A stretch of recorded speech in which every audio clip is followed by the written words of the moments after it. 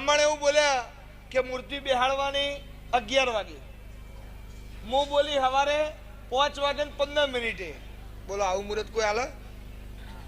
ગોંડો એ ના હાલે ને, હપોરડીએ 5 વાગે કોઈ દેરો બેહાડે તોય મેં મુહૂર્ત હાલ્યું.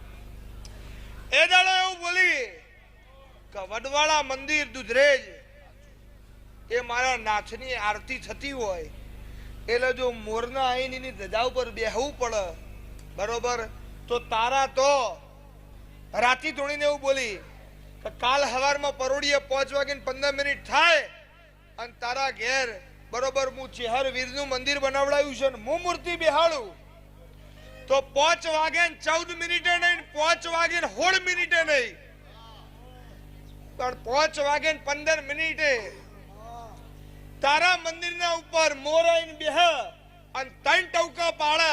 ના પાડવો જોવો 2 કે ના પાડવો જોવો 4 અને 3 ટવકા પાડે તો સમજે કે હું ભીખા નારાયણની માતા બોલી.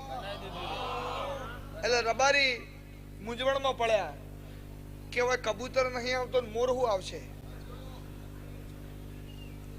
ઓય હળકતી રેતી આટલી તપસ, ઉનાળાનો દાડો ઓય રેતી આટલી તપસ હોય નહીં કબૂતર આવતા મોર શું હોય આવશે? હા, શ્યામાળાના રબારી ભેગા થયા.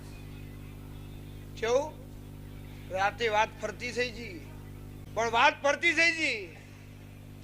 કહું બુઆજી એવું કીધું કે સવારે 5 વાગે 15 મિનિટે મોર આવે તો જ મૂર્તિ બેહાડવાની, બાકી આ બધું બંધ કરી દેવાનું. શ્યામાળામાં વાત ફરતી હતી, ફરતા 10 ગોમના રબારી ભેગા થયા.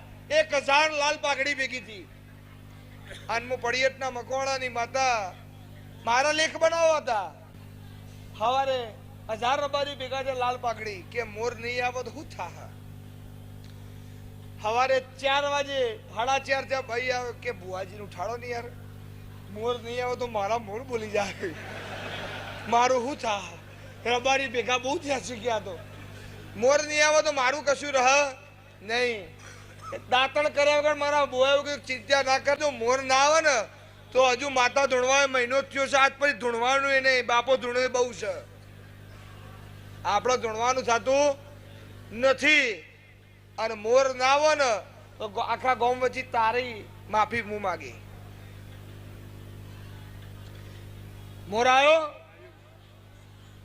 5 વાગે 13 મિનિટ થી હંગાત એક ભાઈઓ તો ખમચોણ્યો કે ભાઈ મોર નહીં આવે. મેં કીધું હજુ 2 મિનિટની વાર છે, શાંતિ રાખ. મારા પર અંદર પેટે ધબકાલ વધતા હતા, પણ વિશ્વાસ હતો કે મારો રામ હારું જ કરશે. 5 વાગે 15 મિનિટ થી ઉગમણી દિશામાંથી મોર આવ્યો, ટવકા કરતો કરતો. એ દાડો 1000 રબારી 90 વર્ષના નાચ્યા હતા, કૂદ્યા હતા કે માતા હોય તો આવી, એ મારો કોમ છે યાર.